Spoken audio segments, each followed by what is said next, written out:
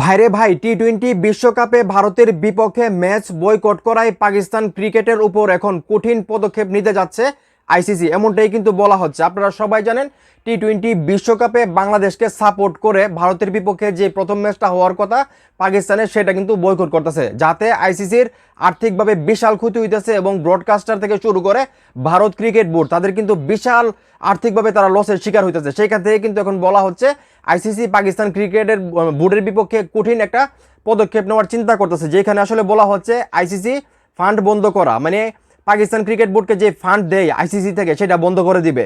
তারপর কিন্তু বলতেছে পূর্ণ সদস্যপদ স্থগিত করা, পাকিস্তানের যে পূর্ণ সদস্যপদ আছে সেটাও স্থগিত করার মানে করতে পারে, এইরকমটা কিন্তু চিন্তা ভাবনা করতেছে আইসিসি। তারপর আরও বলতেছে আইসিসি ইভেন্টের আয়োজক না করা, মানে আইসিসির যত ইভেন্ট আছে সেই ইভেন্টগুলো পাকিস্তানকে আসলে আয়োজন করতে দিবে না, বা পাকিস্তানের মাটিতে কখনো আইসিসি তাদের কোনো ইভেন্ট হয়তো পরিচালনা করবে না। এরকম কিন্তু আরও অনেক কঠিন পদক্ষেপ আছে যেগুলো নেওয়ার চিন্তা করতেছে, তার মধ্যে এই তিনটা আসলে অন্যতম।